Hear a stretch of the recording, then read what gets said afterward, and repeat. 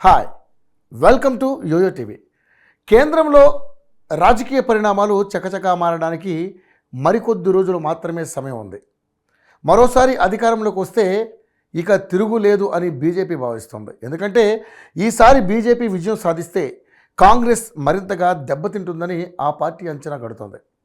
కాంగ్రెస్ హిస్టరీలో ఇంత long time విపక్షంలో ఉండటం ఎప్పుడూ లేదు అని అంటున్నారు. కాంగ్రెస్ ఫస్ట్ టైం 3 ఏళ్ల పాటు విపక్షంలో ఉంది. అది 1977లో జరిగింది. ఆనాడు ఇందిరాగాంధీ ఎమర్జెన్సీ తర్వాత వచ్చిన ఎన్నికలతో పూర్తి వ్యతిరేకత కాంగ్రెస్కి చుట్టుకోవడంతో ఆ పార్టీ ఓడి జనతా ప్రభుత్వం కేంద్రంలోకి వచ్చింది. అలా 3 ఏళ్లు కాంగ్రెస్ విపక్షంలో ఉన్న ఇందిరాగాంధీ చాకచక్యంతో 1980 నాటికి తిరిగి పార్టీని అధికారంలోకి వచ్చేలా చూశారు. ఇక రెండవ మారు ఇందిరా కుమారుడు రాజీవ్ని మాజీ ప్రధానిగా చేసి నేషనల్ ఫ్రంట్ కేంద్రంలో అధికారంలోకి వచ్చింది.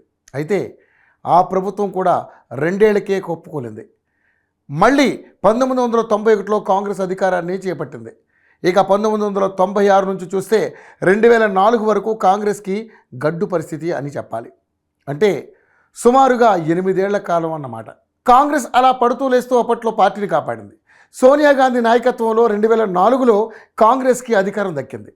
అలా 2 టర్ములు కాంగ్రెస్ పవర్లో ఉంది. 2014లో కాంగ్రెస్ ఓటమి పాలైంది. మోడీ సర్కార్ అధికారంలోకి వచ్చింది. 2019లో కాంగ్రెస్దే అధికారం అనుకుంటే అది జరగలేదు. దాంతో కాంగ్రెస్ 10 ఏళ్ల పాటు విపక్షానికి పరిమితం కావాల్సి వచ్చింది. అదే కాంగ్రెస్కి సుదీర్ఘం అనుకుంటే ఈసారి కనుక కాంగ్రెస్ ఓడిపోతే మరో 5 ఏళ్ళు అంటే 15 ఏళ్ల పాటు అధికారానికి కాంగ్రెస్ దూరం అయితే ఏమైనా ఉంటుందా అన్నదే చర్చ. సరిగ్గా ఈ పాయింట్ని పట్టుకునే బీజేపీ కూడా మాస్టర్ ప్లాన్ వేస్తోంది. ఈసారి కనుక తాము అధికారంలోకి వస్తే దేశంలో కాంగ్రెస్ అన్నది ఉండదు అన్నది కమలనాథుల ధీమాగా ఉంది. కాంగ్రెస్లో సోనియా గాంధీ ఇప్పుడు అనారోగ్య సమస్యలతో బాధపడుతున్నారు. ప్రియాంక రాహుల్ గాంధీల మీదే భారం అవుతుంది. అప్పుడు పార్టీలో మిగిలిన సీనియర్లు కూడా తమ దారి తాము చూసుకుంటారు అన్నది బీజేపీ అంచనాగా ఉంది.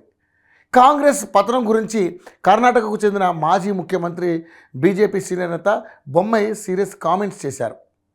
ఒక విధంగా ఆయన తనదైన శైలిలో జోస్యం చెప్పారు అని కూడా అనుకోవాలి.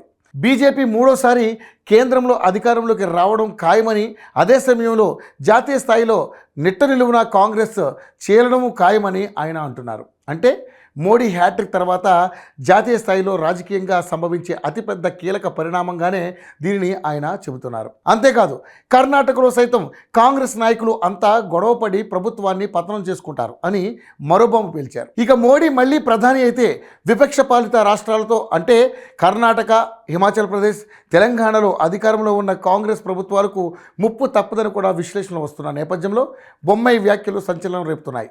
చూడాలి మరి ఏం జరుగుతుందో.